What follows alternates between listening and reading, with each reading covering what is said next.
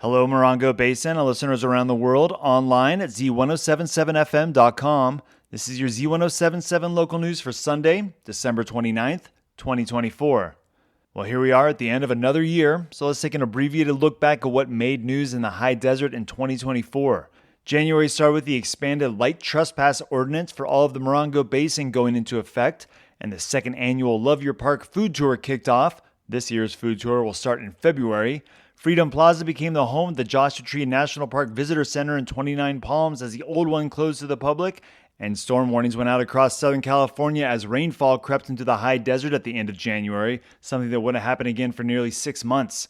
In early February, remains found in Joshua Tree National Park were identified as Trammell Evans, a man who was reported missing in May of 2023.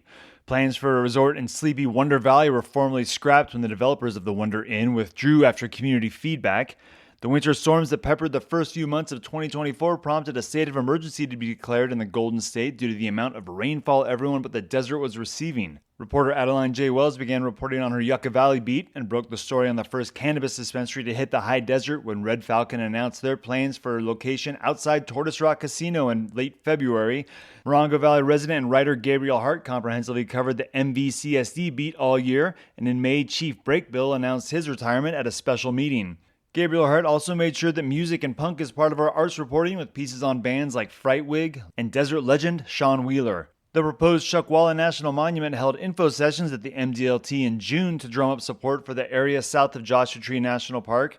There's only a few days left for President Biden to use a presidential proclamation to grant 660,000 acres of desert land federal protection. And June 28th was the 32nd anniversary of the Landers quake, and a quake outside Barstow in July gave the basin a small reminder that we live in a very active earthquake zone. It continued to heat up in August. The Perseid meteor shower passed peacefully without much incident compared to 2023, but bears made their presence known with appearances in the Morongo Valley and Pioneertown Preserve. Developments continued to make news in the latter part of the year. A 64-house development in Joshua Tree received mixed reception. A radio tower on BLM land in Morongo Valley received pushback in a series of public meetings, and planned hotels and landers in Flamingo Heights continued to move forward. We had a mercifully calm fire season in the high desert despite smoke socking in the Morongo Basin from the arson-lit line fire that burned west of Joshua Tree late in the year.